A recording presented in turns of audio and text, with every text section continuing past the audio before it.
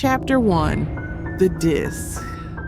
I found it at a flea market, buried under a pile of scratched DVDs and forgotten VHS tapes. The case was missing, and the disc itself was smeared with something that looked like dried ink. Across the silver surface in jagged black marker, someone had scrawled, "Lego Batman 52. The handwriting didn't look written. It looked carved, as if the marker had been dragged like a blade. The vendor didn't even remember putting it on the table. He shrugged when I asked the price and muttered, "Take it.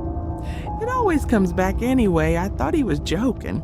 But when I looked into his eyes, there was no humor there, only exhaustion.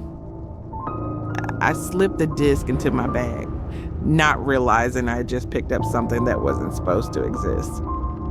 Chapter 2, The Boot. When I slid the disc into my console, the system didn't behave normally. There was no TT Games logo, no Warner Brothers shield, no cheerful LEGO fanfare. Instead, the screen flickered with static, and a distorted bat emblem pulsed in the center like a heartbeat. Each throb made the speakers crackle with a low guttural hum. I tried pressing buttons, but the controller didn't respond. The emblem grew brighter, bleeding red around the edges, until finally the static cleared. A single menu appeared, black text on a gray void. Continue. There was no new game, no options, no way back. Against my better judgment, I pressed start.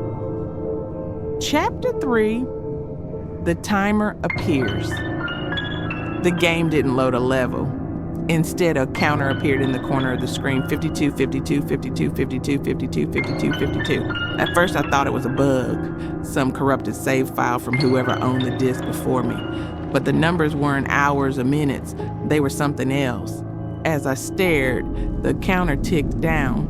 First 52 minutes, then 52 hours, then 52 days, then 52 years, then 52 nights, then 52 picoseconds, and finally, the most disturbing unit of all, 52 lifetimes of a ferret in captivity. The game defined it in a whispering text box that slid across the screen. Average lifespan, 6 years, always in captivity. My skin crawled. Why would a Lego game measure time like that? Chapter 4, The Lockdown. I tried to quit. The pause button didn't work. The console's power button refused to respond. Even pulling the plug from the wall didn't kill it. The screen stayed alive, the counter still ticking. My reflection in the dark glass of the TV looked pale and stretched, as if the screen itself was pulling me closer. The hum from the speakers grew louder, vibrating through the floorboards. I could feel it in my chest, like a second heartbeat. The timer continued its descent, each interval passing with a sick inevitability. I realized then that I wasn't playing the game at all. I was being measured. Chapter 5, The First Descent. The countdown reached its first impossible threshold. The screen pulsed once, twice, then the room around me seemed to fold inward. My stomach lurched as if I were falling, though I hadn't moved from the couch. The hum from the speakers became a roar, and the television stretched like a doorway. When I blinked, I was no longer in my living room. I stood barefoot on cold stone, the air damp and metallic. The walls weren't Lego bricks. They were slick black slabs dripping with condensation. Behind me, the television was gone. Ahead of me stretched a corridor lined with cages. Chapter 6. The cages, each cage held a clown goon, but not the cheerful minifigures I remembered from Lego Batman 2.